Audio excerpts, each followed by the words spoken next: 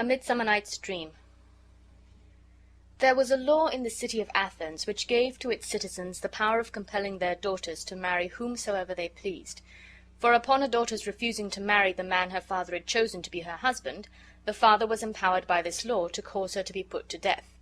But as fathers do not often desire the death of their own daughters, even though they do happen to prove a little refractory, this law was seldom or never put in execution, though perhaps the young ladies of that city were not unfrequently threatened by their parents with the terrors of it.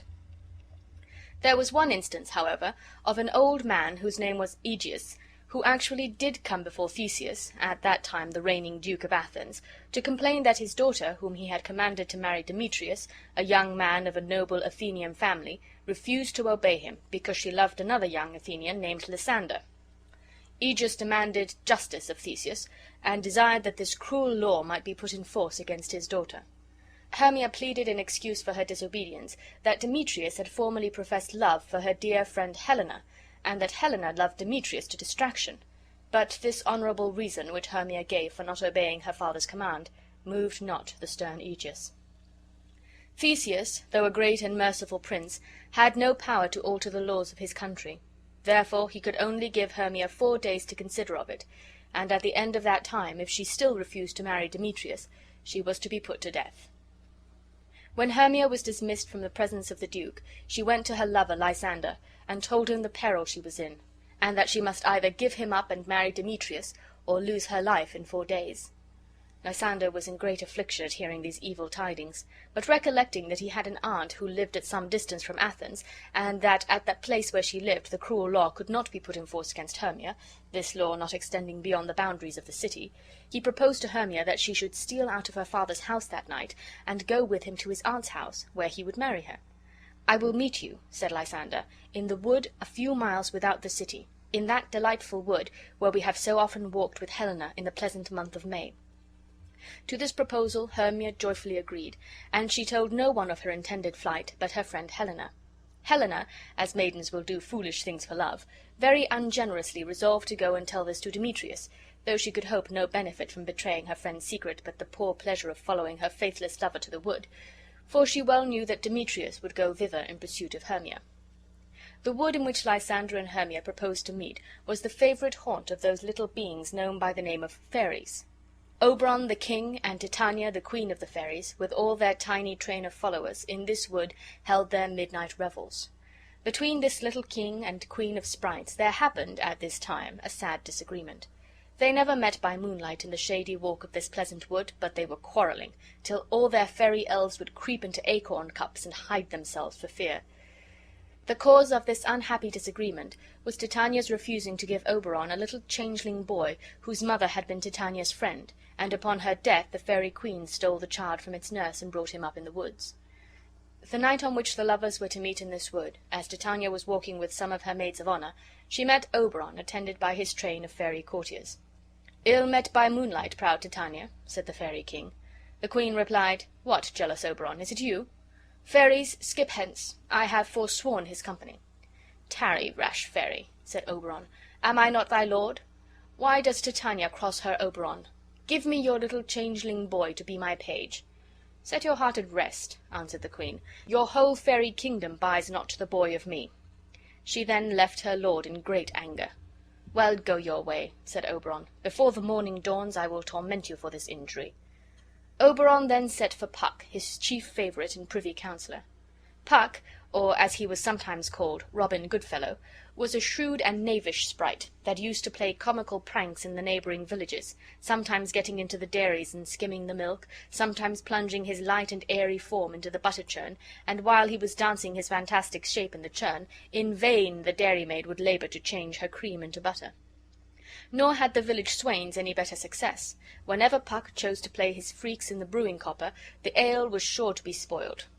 When a few good neighbors were met to drink some comfortable ale together, Puck would jump into the bowl of ale in the likeness of a roasted crab, and when some old goody was going to drink he would bob against her lips and spill the ale over her withered chin. and presently after, when the same old dame was gravely seating herself to tell her neighbours a sad and melancholy story, Puck would slip her three-legged stool from under her, and down toppled the poor old woman, and then the old gossips would hold their sides and laugh at her, and swear they never wasted a merrier hour. "Come hither, Puck," said Oberon to this little merry wanderer of the night.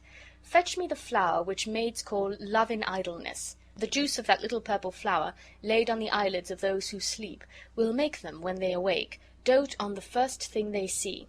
Some of the juice of that flower I will drop on the eyelids of my Titania when she is asleep, and the first thing she looks upon when she opens her eyes she will fall in love with, even though it be a lion or a bear, a meddling monkey or a busy ape. And before I will take this charm from off her sight, which I can do with another charm I know of, I will make her give me that boy to be my page." Puck, who loved mischief to his heart, was highly diverted with this intended frolic of his master, and ran to seek the flower. And while Oberon was awaiting the return of Puck, he observed Demetrius and Helena enter the wood.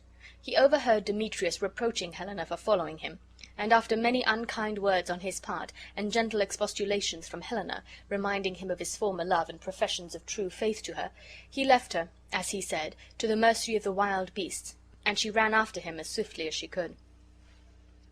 The fairy king, who was always friendly to true lovers, felt great compassion for Helena, and perhaps, as Lysander said they used to walk by moonlight in this pleasant wood, Oberon might have seen Helena in those happy times when she was beloved by Demetrius. However that might be, when Puck returned with the little purple flower, Oberon said to his favorite, "Take a part of this flower. There has been a sweet Athenian lady here, who is in love with a disdainful youth. If you find him sleeping, drop some of the love-juice in his eyes, but contrive to do it when she is near him, that the first thing he sees when he awakes may be this despised lady. You will know the man by the Athenian garments which he wears." Puck promised to manage this matter very dexterously, and then Oberon went, unperceived by Titania, to her bower, where she was preparing to go to rest. Her fairy bower was a bank, where grew wild thyme, cowslips, and sweet violets under a canopy of woodbine, musk roses, and eglantine. There Titania always slept some part of the night, her coverlet the enameled skin of a snake, which, though a small mantle, was wide enough to wrap a fairy in. He found Titania giving orders to her fairies, how they were to employ themselves while she slept. "Some of you," said her Majesty, "must kill cankers in the musk-rose buds, and some wage war with the bats for their leathern wings, to make my small elves' coats. And some of you keep watch that the clamorous owl that nightly hoots come not near me, but first sing me to sleep." Then they began to sing this song: "You spotted snakes with double tongue, thorny hedgehogs, be not seen. Newts and blind worms do no wrong, come not near our fairy queen. Philomel with melody sing in our sweet lullaby, lulla, lulla, lullaby, lulla, lulla, lullaby. Never harm, nor spell, nor charm, come our lovely lady nigh. So good night, with lullaby." When the fairies had sung their queen asleep with this pretty lullaby, they left her to perform the important services she had enjoined them. Oberon then softly drew near his Titania, and dropped some of the love-juice on her eyelids, saying, "What thou seest when thou dost wake, do it for thy true love take." But to return to Hermia, who made her escape out of her father's house that night, to avoid the death she was doomed to for refusing to marry Demetrius. When she entered the wood, she found her dear Lysander waiting for her, to conduct her to his aunt's house. But before they had passed half through the wood, Hermia was so much fatigued that Lysander, who was very careful of this dear lady, who had proved her affection for him even by hazarding her life for his sake, persuaded her to rest till morning on a bank of soft moss, and lying down himself on the ground at some little distance, they soon fell fast asleep. Here they were found by Puck, who, seeing a handsome young man asleep, and perceiving that his clothes were made in the Athenian fashion, and that a pretty lady was sleeping near him, concluded that this must be the Athenian maid and her disdainful lover, whom Oberon had sent him to seek, and he naturally enough conjectured that, as they were alone together, she must be the first thing he would see when he awoke. So without more ado he proceeded to pour some of the juice of the little purple flower into his eyes. But it so fell out that Helena came that way, and instead of Hermia was the first object Lysander beheld when he opened his eyes. And strange to relate, so powerful was the love charm, all his love for Hermia vanished away, and Lysander fell in love with Helena. Had he first seen Hermia when he awoke, the blunder Puck committed would have been of no consequence, for he could not love that faithful lady too well. but for poor Lysander to be forced by a fairy love charm to forget his own true Hermia, and to run after another lady, and leave Hermia asleep quite alone in a wood at midnight, was a sad chance indeed. Thus this misfortune happened. Helena, as has been before related, endeavored to keep pace with Demetrius when he ran away so rudely from her, but she could not continue this unequal race long, men being always better runners in a long race than ladies. Helena soon lost sight of Demetrius, and as she was wandering about, dejected and forlorn, she arrived at the place where Lysander was sleeping.